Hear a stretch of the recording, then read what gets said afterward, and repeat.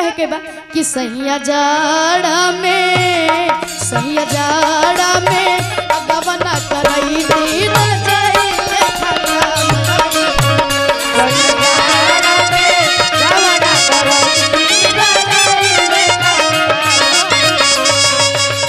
कम आईती राजा कम आईती हो कम आईती कम आईती सैया कम आईती अखबारी में अधाई के सुतईती रजाइल खटा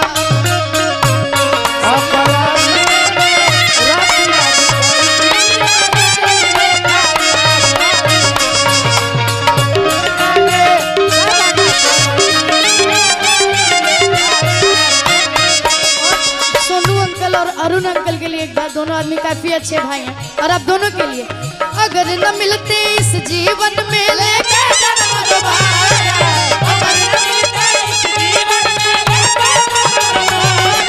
जन्म जन्म का साथ है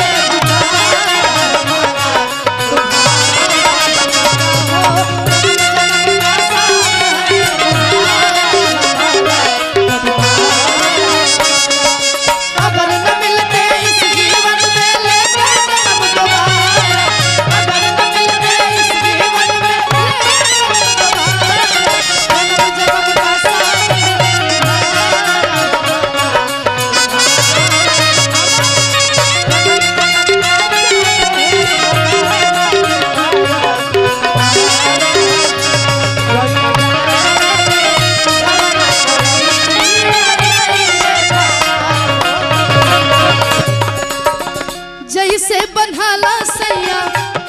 यही लाइन पे हमार मुर्की बड़ी वायरल भेल रहे, लेकिन हमने के भोजपुरी में कहावत बा विजेंद्र बाबा खेत में खुरपी पंडित जी के माथ पे चुरुकी। अब भोजपुरी में महत्व होला मुर्की के, लेकिन हम चाहता नहीं, हम तो मुर्की मारे नहीं, लेकिन हमार दिल से इच्छा बा कि हमरा मुर्गी मारे से पहले काहे रउआ मारे। खाड़ी हो जाए हमार दिल से हार्दिक इच्छा बा, हम चाहता नहीं दीदी खाड़ी हो जाए मारी तो जैसे बन्हाला सैया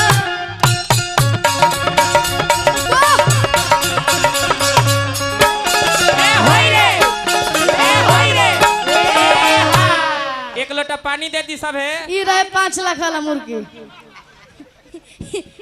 ये खाली हमनी के कर सके नहीं जा क्या जी। एक खाली और ये बर्तन विदेशी वाला दिखा दी तनी। हाँ कैमरामैन फोकस करो, फोकस करी जा बढ़िया से। यूट्यूबर वाला लोग का नया थोड़ी बा, वो लोग बहुत बार मरवले बा। मुर्गी मुर्गी आवे के बा जैसे बन्हाला सैया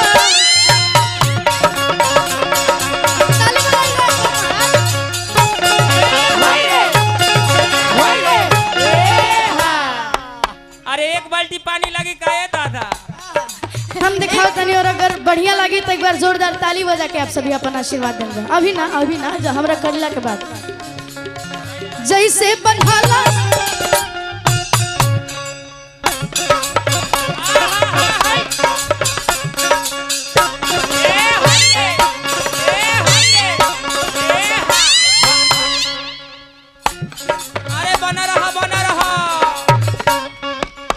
जैसे बन्हाला सैया नारियल के रसरी ओ सही फसैती टंगरी में टंगरी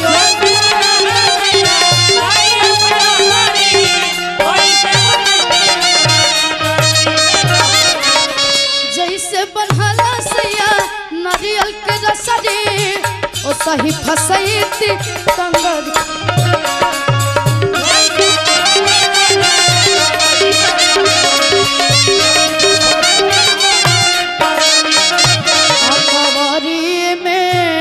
अकबरी में अधाई के सुतैती बजाइल खटा।